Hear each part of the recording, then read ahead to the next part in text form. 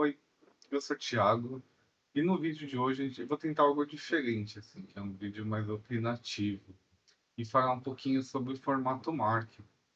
Não o formato MARC que a gente conhece, né? Esse formato que a gente usa normalmente nos editores de texto de registro das bibliotecas, né?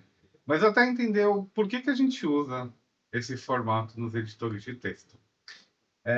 Eu tô aqui no site da Rebus Congress, mas é só para ilustrar mesmo. Queria falar que o Mark foi criado para intercâmbio de dados, isso é importante. E nem intercâmbio de, de dados mesmo, né? Era para duplicação de fichas de registros bibliográficos. Então, a Rebel Congress tinha um serviço de enviar fichas de registros para outras bibliotecas, para que elas não precisassem fazer outras fichas de novo, não recatalogar um livro, né? Se o livro já está catalogado. E o Mark foi criado para agilizar esse processo. Então, criar um registro no computador e esse registro conseguir produzir fichas para serem divulgadas e depois até enviadas como cartão perfurado. Então, esse o propósito do Mark, né? O Mark foi criado para isso. Tem alguns textos bons, tá? Eu vou deixar aqui indicando principalmente esse aqui, que é Interpretando Registros Mark, que o Moreno traduziu. E ele explica bem a história do Mark, como que funcionam os campos, então não vou me ater um pouco a isso. Mas eu queria mostrar para vocês um texto que é bem antigo até, que eu fiz, que é o armazenamento do formato Mark em sistemas de biblioteca, que é como que os sistemas de biblioteca lidam com o formato MARC, né? E por que que a gente teria que pensar nisso? E aí eu fiz um teste, basicamente, assim, e eu descrevo esse teste, que é pegar um registro na base. Então eu peguei dois softwares, no caso o OpenBiblio e o Koa, e fiz um registro em cada um é, dos softwares, né? E aí eu fui no banco de dados para ver como que eles usam, como que ele trabalha internamente com o registro. E aí eu fiz esse registro aqui, então mostra que é o registro de introdução à economia, do Adicionário da Fonseca, com os dados aqui. E qual que foi o resultado? Como que o Poa armazena os dados, tá? Vocês vão poder ler esse texto, eu não vou me expor ele muito aqui, mas é só para mostrar que ele tem aqui, ele quebra o autor num campo autor, ele quebra o título num campo título, é, um título uniforme, notas, serial, título de seriado, copyright data, abstract e data de criação.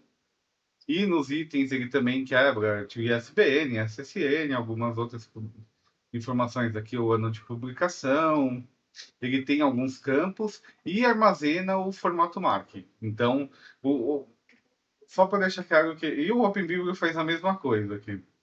Que é. No OpenBiblio tem uma tabela Biblio. Aqui é como que ficaria os dados, tá? Na tabela. Como ficaram, na verdade, porque ele foi registrado. E aí ele armazena o blob do MARC e o Mark XML, mas é um armazenamento, tá? Ele não usa isso para o próprio Mark como informação. É, Só para entenderem o formato ISO 2709, a gente precisa só entender que aquela listona lá é esse aqui e é regido por uma ISO, né, que é o 2709, e ela informa aqui os dados, assim, a gente vê que é posicional, então ele informa qual que é o campo, qual, quantos, qual o tamanho do campo e as informações. Então, basicamente, essa listona aqui, ela indica todos esses posicionamentos, e aí, a partir do restante, as informações baseadas em posição. E aí, com essas informações, é possível quebrar o registro, que é uma linha só. Se a gente for ver, é uma linha única de registro, uma linha só, né? o registro é uma linha só. Então, basicamente, a gente trabalha com um formato que é de intercâmbio.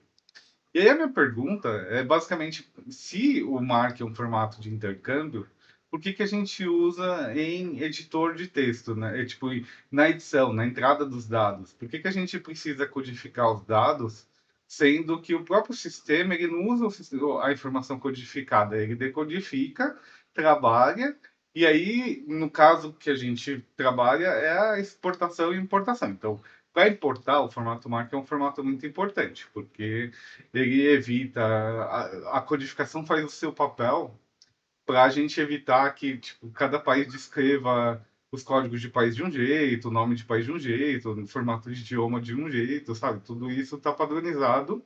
Inclusive, existe um texto aqui que é bem interessante, que é esse aqui, que é do Tomeio. E ele fala que o Mark tem um problema sério que é todas as tecnologias que a gente hoje está adaptado são posteriores ao Mark. Então o Mark tem diversas questões que ele não trabalha bem com as tecnologias atuais, assim, por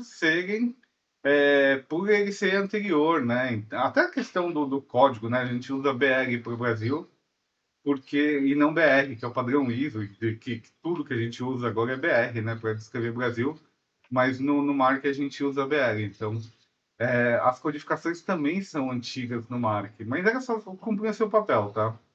E aí, que eu falo, pô, qual que é o futuro, assim?